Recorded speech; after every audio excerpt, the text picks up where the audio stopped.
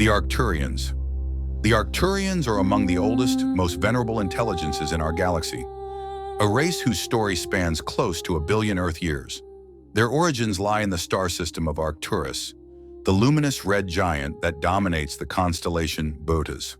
Though a mere 37 light-years from Earth by astronomical standards, their home exists vibrationally far removed from our current level of experience. Their world is a marvel of cosmic design, a planet bathed in soft golden light, with a stable orbit and gentle axial tilt that spared it from the harsh climatic extremes so common to younger planets.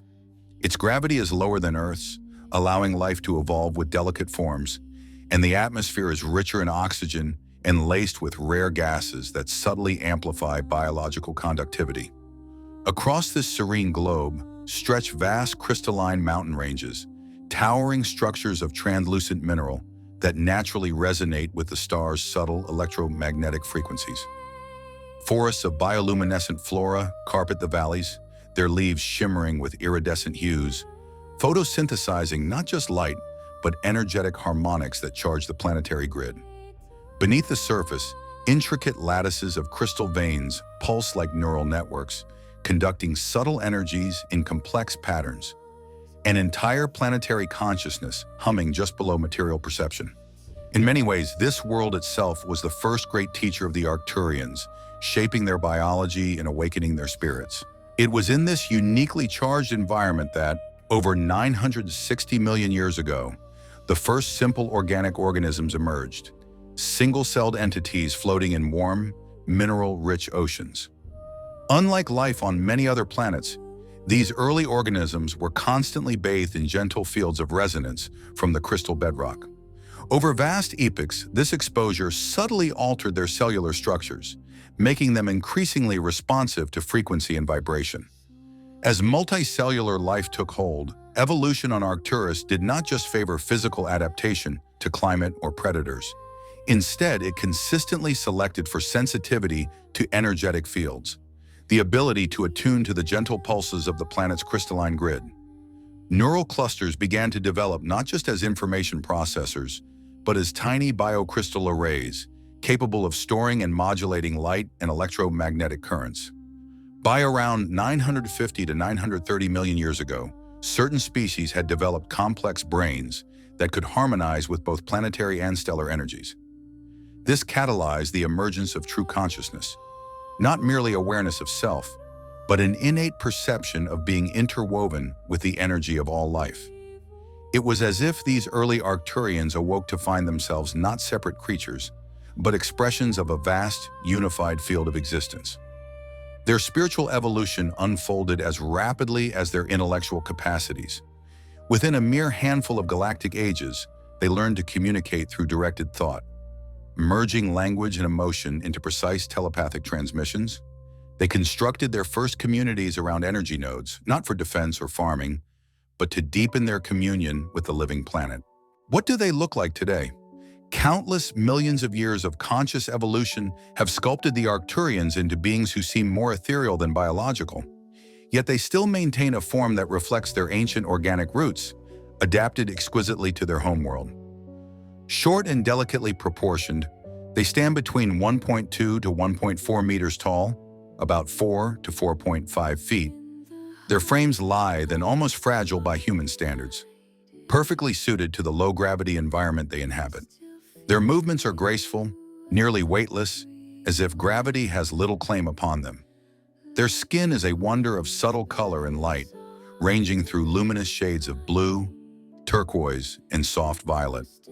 Many describe it as softly glowing, embedded with intricate crystalline microstructures that catch and refract light in gentle, shifting patterns, almost like living opals. Their heads are proportionally large, broad at the crown and tapering at the chin, housing vast biocrystal neural complexes that serve as both brains and conduits for telepathic transmission. This is why many see their heads as slightly elongated, giving them a look of perpetual, contemplative focus. Eyes dominate their upper face, large, almond-shaped, deep black or dark indigo, sometimes appearing to swirl with faint inner lights.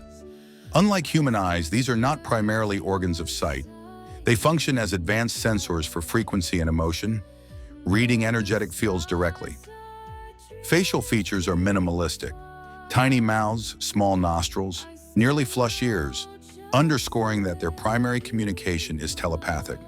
When they do speak, it is usually as gentle tonal pulses or thought-projected words that resonate more in the mind than the ear.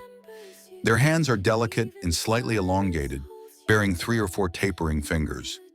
Each is incredibly sensitive, often used to direct energy flows or manipulate light fields, rather than handle solid tools. Arcturian bodies are engineered by countless eons of evolution to support a consciousness that vibrates partly beyond the physical. They do not rely on solid food. Instead, they draw sustenance from high-frequency liquids and ambient energetic fields, absorbing light and vibration directly into their cellular, crystalline matrices. Some accounts even describe an internal luminescence, a gentle glow that pulses in harmony with their emotional or spiritual state. Their circulatory systems are minimal, as bioelectric and photonic flows have largely supplanted traditional blood chemistry. Perhaps most astonishing, many Arcturians are now only partly bound to physical matter. A significant portion of their being exists in fifth-dimensional frequencies, allowing them to phase lightly into and out of visible form. When they appear fully, it is often as semi-luminous figures whose edges seem to dissolve into surrounding light. Radiant expressions of beings who long ago mastered the union of matter and spirit. They discovered that thought itself was a form of energy that rippled outward, touching others, shaping environments, even subtly influencing the crystalline resonances of their planet.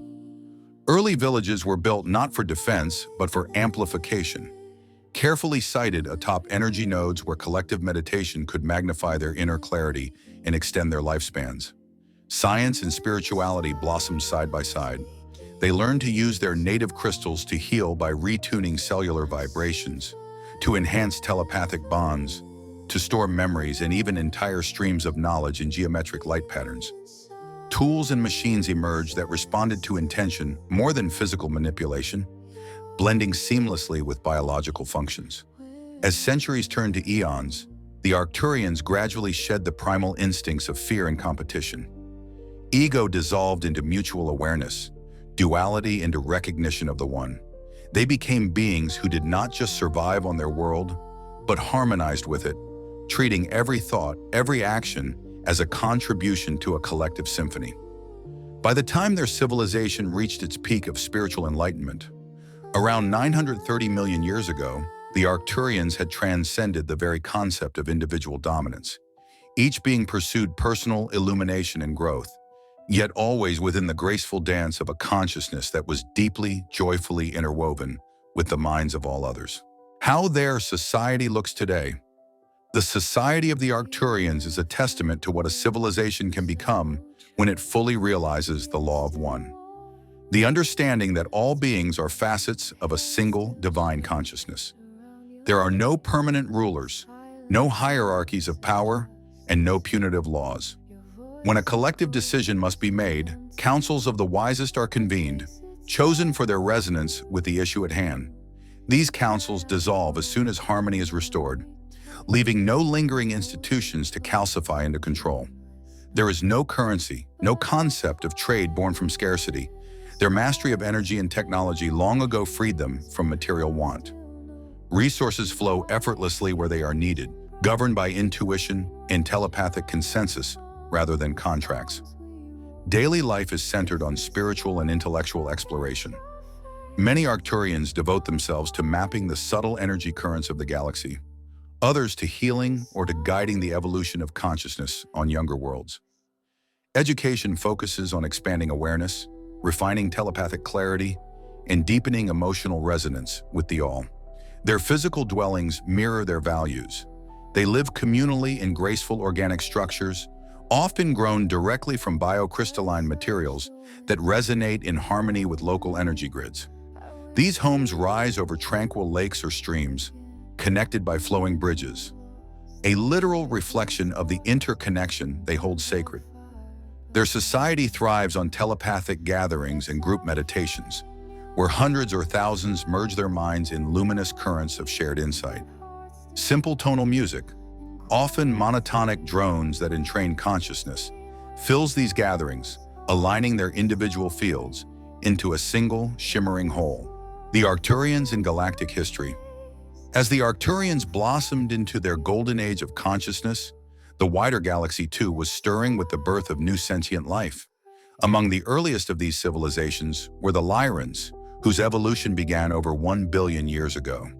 A majestic humanoid race, the Lyrans were seeded and gently guided by ancient feline progenitors, developing quickly across the fertile systems of Lyra. They became renowned for their towering cities, luminous art, advanced metaphysics, and a culture deeply anchored in joy and exploration.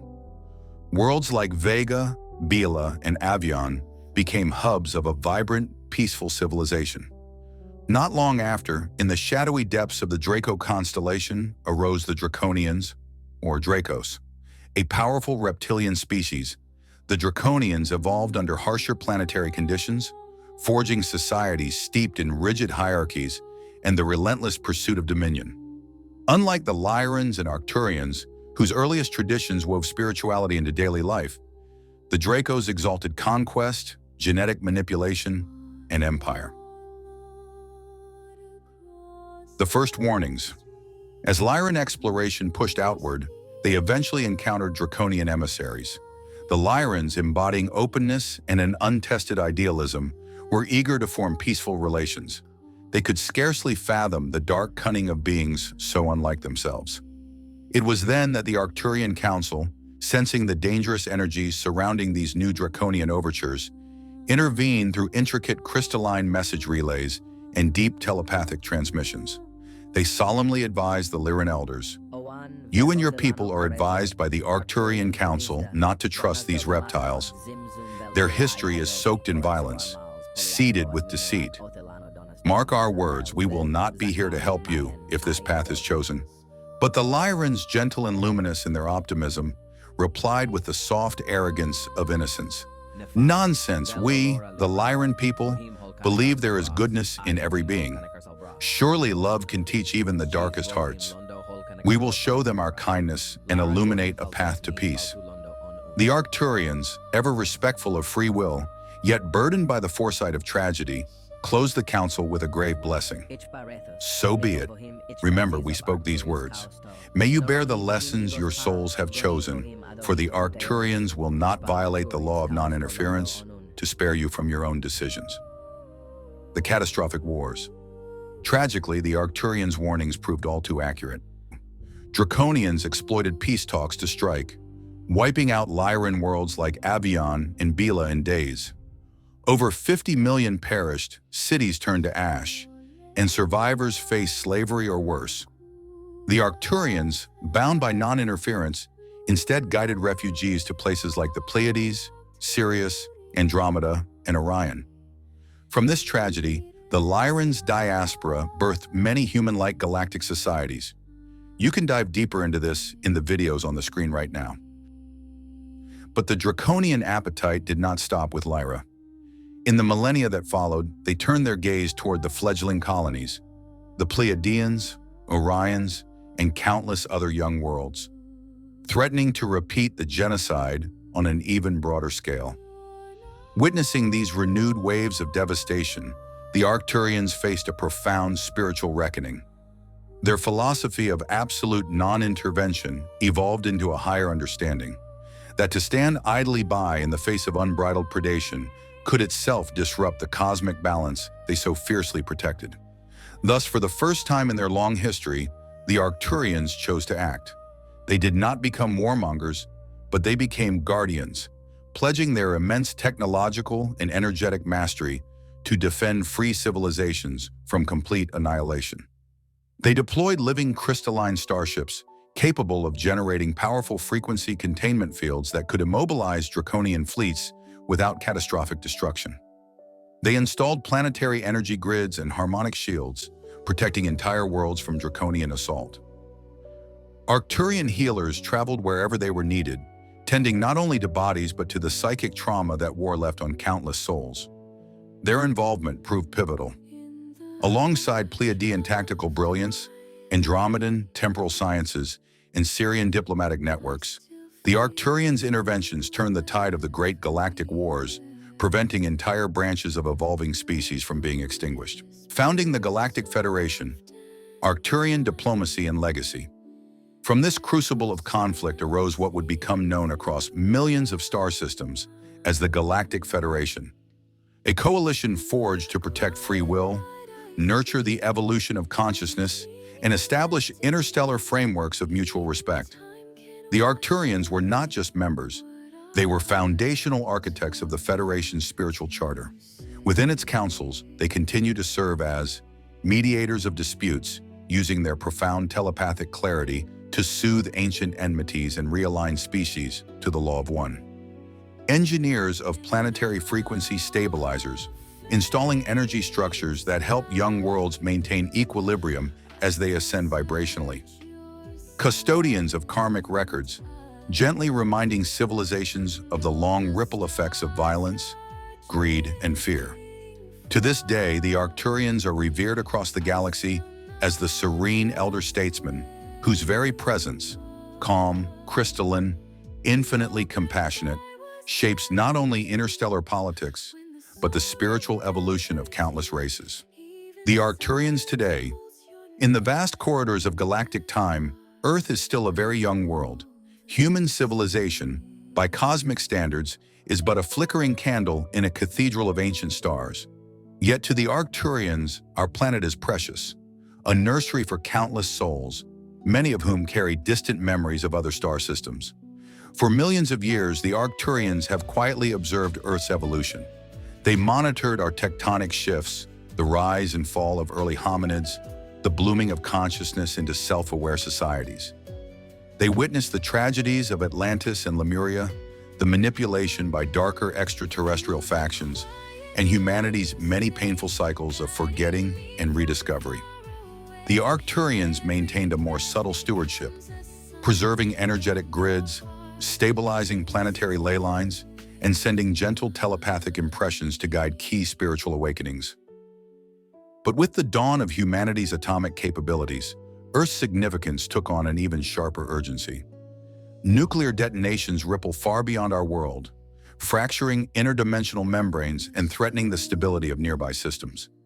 Since the mid-20th century, Arcturian ships, often reported by military witnesses as shimmering blue or crystalline spheres, have maintained orbits around Earth, closely monitoring these energies.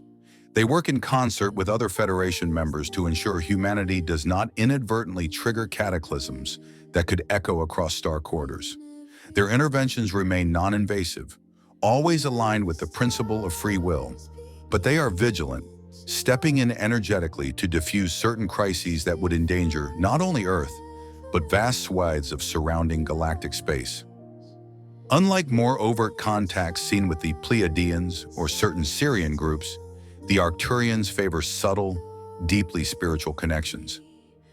Many seekers report vivid dreams where they find themselves aboard glowing halls of light, greeted by serene blue beings whose presence radiates profound calm and love. In these spaces, healing and recalibration of the soul often occur.